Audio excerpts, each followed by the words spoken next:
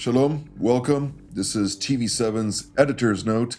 I'm Jonathan Hessen, and in today's edition we're going to have a very interesting discussion with one of the people who I most appreciate here in Israel, particularly for the wealth of knowledge, but also his involvement in countless measures that I can only learn from, and I'm sure that all of you at home can do so as well. Without further ado, Brigadier General in Reserve Yossi Kuperwasser, formerly the Director General at the Israeli Ministry of Strategic Affairs, the head of the IDF Intelligence Directorate's Research and Assessment Division. I'll stop here since you have so many other things. You're also the head of research in so many organizations and have contributed to the peace of Jerusalem and the security of Israel for so many years that, again, I'm humbled to be able to learn from you. I can leave now. Yes, sir. Well, let's not do that. Let's start with the most burning topic. Despite we do have, of course, the Iron Wall operation. We still are waiting for the right terminology to be published by the IDF, but nonetheless, in Judea and Samaria, particularly in the northern Samaria, Jenin area of that town, we have a very fluid situation in Syria. The Islamic Republic of Iran is pursuing nuclear weapon aspirations despite claims to the contrary, and we have a new administration in Washington that has yet to unveil its policies for the Middle East. We do know personally, of course, many of the people within the composition of the current administration. Nevertheless, the one who ultimately dictates what is going to take place is no other than the president. So we'll wait for President Trump to make his announcements and directives known, and we'll go from there. But let's start with the Gaza Strip. When you look at this terror-infested territory, in the last election that happened roughly 20-some years ago in Gaza, the only ones who voted for Salam Fayyad, who was the so-called champion of peace, of the so-called two-state solution, which the international community so much favors, was less than 4%, indicating that the majority of the Palestinian street are not keen on a two-state solution. They are keen on mukawama, resistance. They don't view Israel as a legitimate state, and they will pursue, of course, their own interests from a survival perspective of the Arab street and the cultural conceptions within the street to affiliate themselves with the strongmen. And that is, on the one hand, in the West Bank, so-called districts of Judea, Samaria, and the Jordan Valley, today is predominantly Fatah, still, despite its lacking capability to really enforce that in the northern sectors of Samaria. And in the Gaza Strip, the Islamist Hamas is the prevailing force. What can you tell us about it? Well, first of all, I think that it's important to see how the Palestinian street interprets what is the meaning of the hostage deal. And unfortunately, it is conceived as victory for the Hamas. Yes, the price paid by the Palestinians is immense. They lost a lot of people. The demolition of many houses is visible for anybody who walks in the Gaza Strip. And everybody else in the areas controlled by the Palestinian Authority in Judea and Samaria also sees that. They should have learned the lesson, but they are more impressed with the fact that terrorists that were imprisoned in Israel are going out of jail. And they are more impressed with the fact that they managed to kill so many Jews on the first day of October 7th and a few more afterwards. This is interpreted as a proof that the idea of October 7th was a sound idea, that the narrative that stands behind the 7th of October is the narrative they should stick to. This narrative, by the way, is the narrative of not only Hamas, but also the Palestinian Authority that's promoting the same narrative. The narrative that says that Jews are just a religious sect and not people, and that's therefore they shouldn't have a state of their own. They do not deserve it, and definitely not here, because there was no sovereignty of the Jews in this piece of land in the history. This is what they have to believe, even though it's, of course, nonsense. and that the Jews are really terrible creatures and there's no justification for us living next to them. And they should go away from here. And was the logic behind the Hamas operation. And what Palestinians should do because of all of that is two things. First of all, struggle against the Zionism and against the Jewish state until its demise.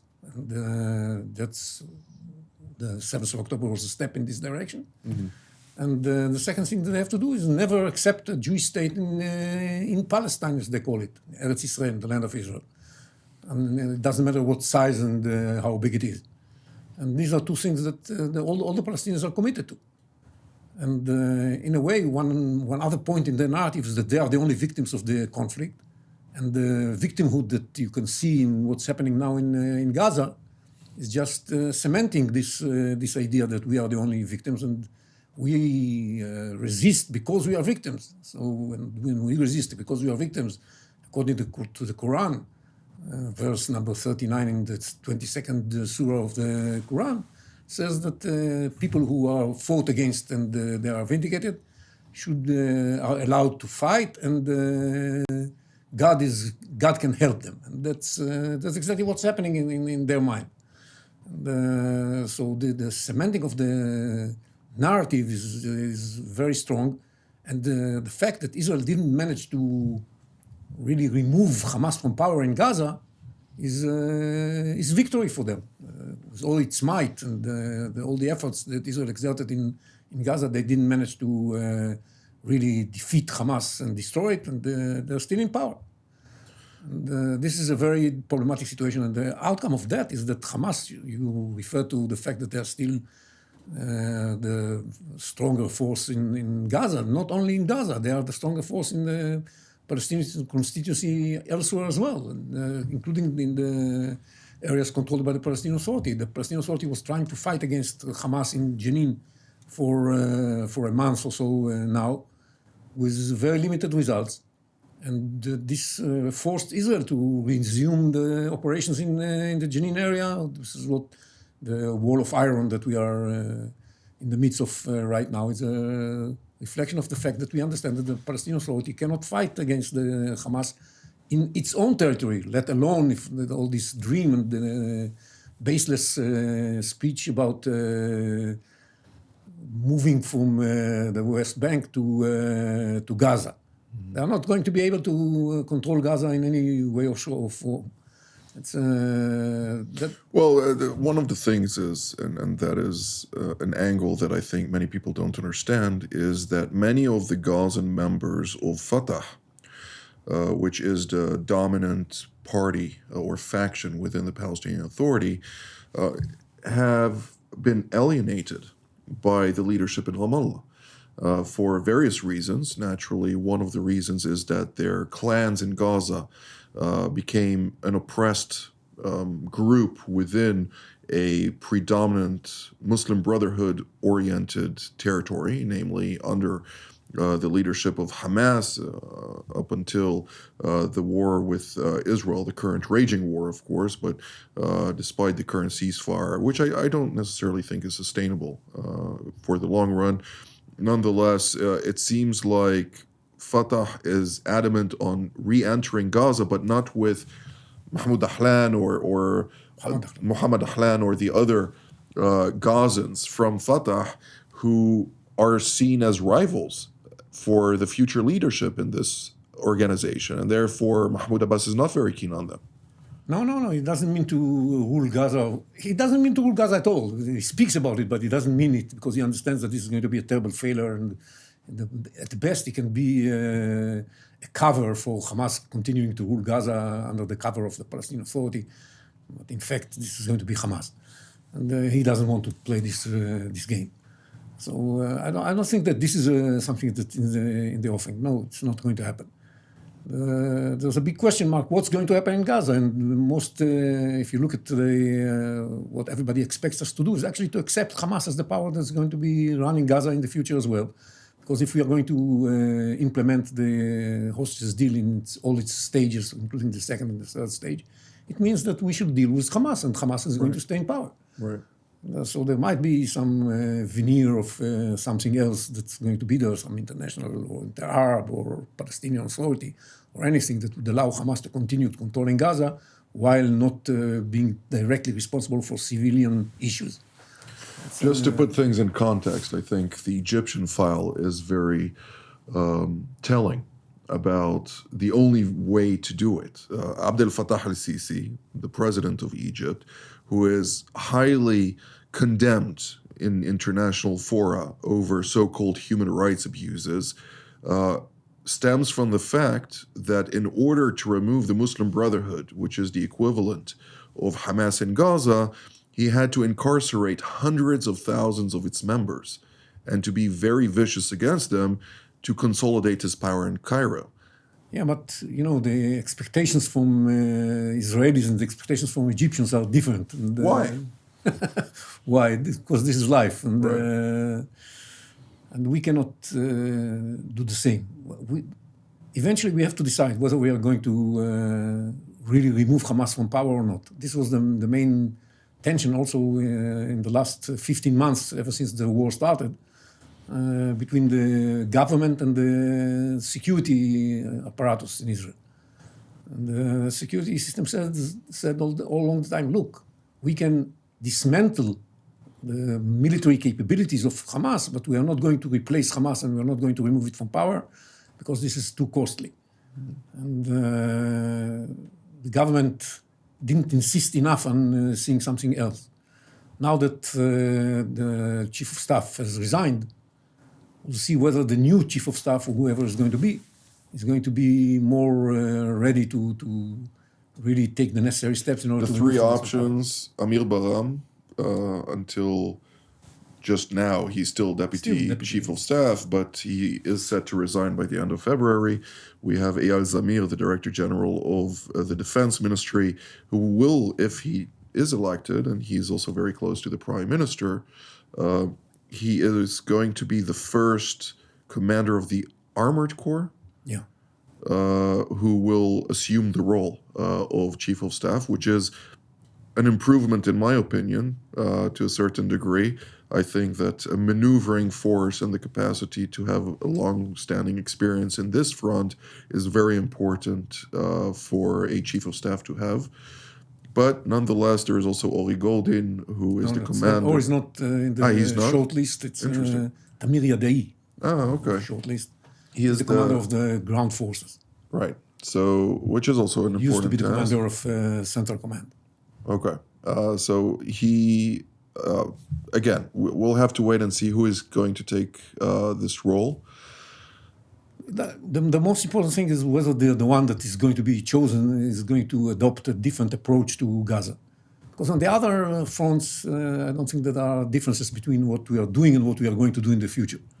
There's a formidable challenge in the areas controlled by the Palestinians in Judea and Samaria, because much of I guess that Hamas is not going to have the appetite to start a new war from Gaza in the immediate future. Later on, for sure. But the area that they would prefer working from, operating from, is going to be the Judea and Samaria area, especially with now thousands of terrorists are going to be released into this area, including some that have already done terrible stuff and are very committed to the cause and to jihad, as they call it. And the threat from Judea and Samaria is going to grow significantly. It's already very high. So this is going to be a major challenge. What do you do about that? This is the wall of iron, that the operation that we see right now going on in Jenin. But we shall have to do something similar in Tulkarem and in Kalkilia and in Nablus and so on and so forth. We did quite well with prior operations in these areas, but it's going to re-emerge and there's never an end. With this into the context, I'd like to ask you, what's the difference between the current operation, Iron Wall, to the operation that was prior to October 7th, which also was extended into the duration of this war, namely Operation Wastebreaker? Is there a certain line? Is it just mowing the grass, so to speak, or is it more deep-rooted canal in order to deal with the root cause of the disease? Well, I really don't know to what extent this is different from the previous ones, because they seem very much alike. Right. You gather a big force, you enter the refugee camp, which is the main problem in those areas is the refugee camps, and you try to put your hand over on the terrorists that you are familiar with, and then you leave. Mm-hmm. And once you leave, somebody else replaces those you managed to incarcerate or kill, and you have another problem. Because as long as the incitement and the hate indoctrination go on, coming from all walks of life, and, you see it on the news, you see it in the schools, in the textbooks, you get it from your home, and it comes to you from brainwash you all day long. So it's very difficult to expect a different outcome as long as this narrative that we mentioned in the beginning is still prevalent in the minds of the Palestinians. Combined, of course, with a deep-rooted issue in the Palestinian Authority in particular, that is corruption. When we're seeing corrupt regimes, very similar to the situation in Lebanon, we have foreign elements that can easily integrate and utilize this corruption for their own belligerent interests. From November 2014, we saw Ayatollah Ali Khamenei coming and publishing 9 steps to eradicate the state of Israel. One of the steps was flood the so-called West Bank, as he termed it, Judea and Samaria, with weapons, with finance, with munitions, in order to then target the state of Israel. It's not only a step that he wrote on a paper, but it's also something they are doing very intensively on the ground. And there are a lot of weapons coming in from different sources, including from Iran. So what changed when the Assad regime fell? It's more difficult for them to keep doing that, but I'm sure that those Is it felt? It's too short a time to tell, but I guess it's going to be felt. And but knowing the Iranians, they will find some ways to overcome this problem. They can reach Jordan through Iraq, not necessarily through Syria. And they will try to find a way to overcome the problem. We see that new tools are being introduced by the Palestinian terrorists in those areas, in the areas under the Palestinian Authority. We have seen some new drones that are being used, and the threat is coming from not necessarily from shooting along the main roads, which continues, but also from the aerial vehicles that are being used. So a lot of creativity. It's an ongoing competition of learning, and we have to be one step ahead of the enemy. It's not 7 steps ahead. At least one. Let's start with one. Right. Yeah. And the fact is that, throughout our war against the Palestinian terrorism, we were always trying to be 7 steps ahead. Mm-hmm. But then they close the gap, and they come after you. So we have to keep learning and to keep improving ourselves all the time. And in the moment we underestimated the pace with which they are conducting their learning, we paid an awful price. That was what happened on October 7th. We thought we are well prepared to face any kind of threat from the Gaza Strip, but we were not. Mm-hmm. And that's I see it a little bit differently. It doesn't deviate necessarily from what you just mentioned, but I do believe that when we really look at this 7-step ahead, the qualitative military edge which the state of Israel has is significant. The gap is significant. Yes, it closed somewhat over the years, but when the war was raging and the longer it took, the QME, the qualitative military edge, was more apparent as time progressed. But I think that this gap of we are far more superior militarily than them has caused misconceptions to take root. It's underestimating the determination of the enemy to get killed, which is something that... You're also right. It's true that we adopted in our way of looking at them Western mind thinking and try to make it relevant to them. Right. They are not going to risk their lives and in a war that they cannot win, and this, of course, is true for us. But it's not necessarily true for them, and we thought that we are deterring them, and because of they must be thinking the way we think, so they must be deterred. And they were not deterred. We didn't understand them. It's another thing that we have to do. Is we have to be able to think about the situation from the enemy's point of view, with the way the enemy looks at the situation, and not with in the way that we look at the situation. And take everything seriously. And of course, takes everything. I mean, if you see them making one exercise after another, you see the power disparity between the two sides, and you say, it's not logical for them to launch such an attack. But as we saw just a couple of days ago in Al Arabiya, the Saudi-based network, a interview with a senior officer in Radwan. I don't know how senior he can be, since all of the senior echelons were eliminated. He now became more senior. He became more senior, right? He took a few advances over the course of this war. He said, we miscalculated the strength of Israel. And this miscalculation of the enemy is something that Israel should also take into the calculation. Sure, because the enemy always miscalculates us. Right. Nasrallah said we miscalculated after the 2006. 2006. Right. They keep miscalculating. They miscalculated in Gaza. They didn't think that we are going to act so fiercely. They didn't think that it's going to last such a long time.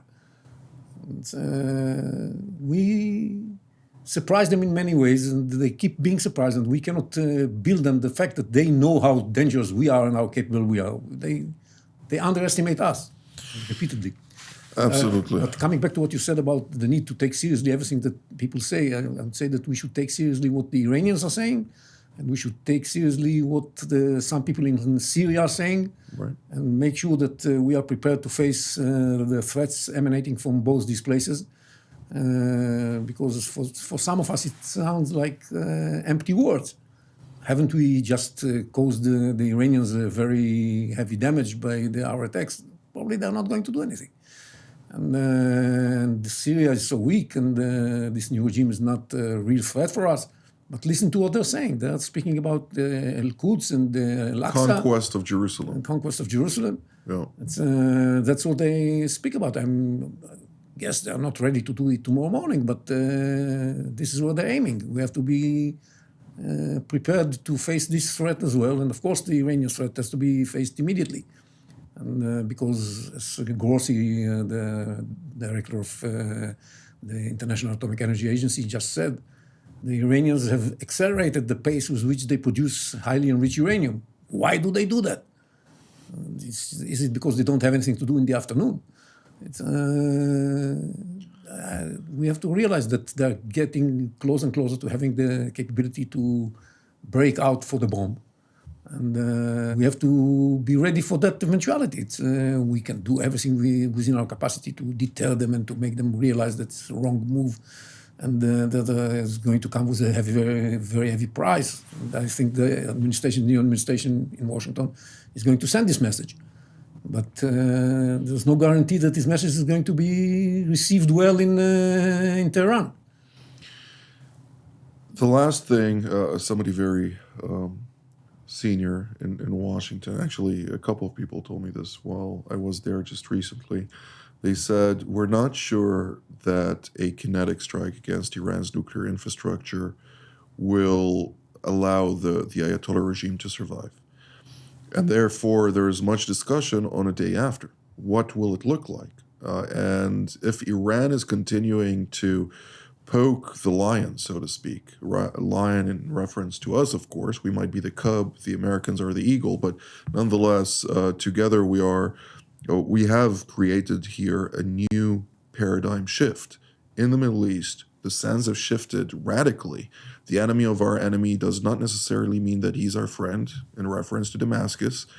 And the power composition in Syria, with the disparities of the fiscal capacity of certain states in the region to their aspiration of implementation of certain realities, is too far apart to be able to really create the necessary conditions for countries like Turkey to take over Syria proper without the US or Europe from a fiscal capacity or guarantees, at least on that front. There's a lot that is going to evolve over the next several months that I think will enshrine new realities in the Middle East and will rewrite the course of history for many years to come. In 1 minute and a half that is left in today's program, 1 minute and 15 seconds, what can you tell us about what we should focus on for the next couple of weeks? Well, I think that the most important thing now is to focus on taking advantage of what has already happened because of the Israeli reaction to October 7th and everything that developed after, in order to really reshape the Middle East in a way that first of all, the Iranian axis should cease to exist. And if this is going to also impact kind of regime that Iran has, all the better. Even though we cannot put that as a goal, but if the Iranian people are going to take the initiative in order to replace the government they have, it's going to be a golden opportunity for much better Middle East. And this simultaneously has to go with the normalization of relations between Israel and Saudi Arabia. We have a golden opportunity here. Absolutely. And we have to make the best out of it, bearing in mind all the sensitivities of all the parties involved, the Americans, Saudi, and Israeli. And the Israeli considerations should also be taken into account in Saudi Arabia. It's a two-way street. Definitely. This is all the time that we have for today. General Yossi Kuperwasser, I'm always delighted to listen to you and learn a lot from your evaluations, analysis, and insights. So thank you very much. Thank you for having me. And I'd like to thank all of you at home as well. Until our next edition from here in Jerusalem. Shalom.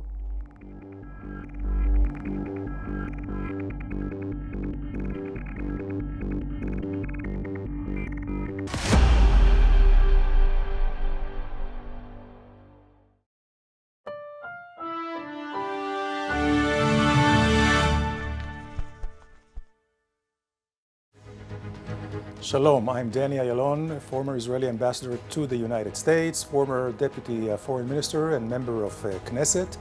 Today, I'm very privileged to be hosting TV7's Middle East Review and also being a panelist of the various shows of TV7, which I find the most enlightening, most educating if you really want to understand the world, the global scene as well as the regional scene of the Middle East. It is worthwhile to watch TV7.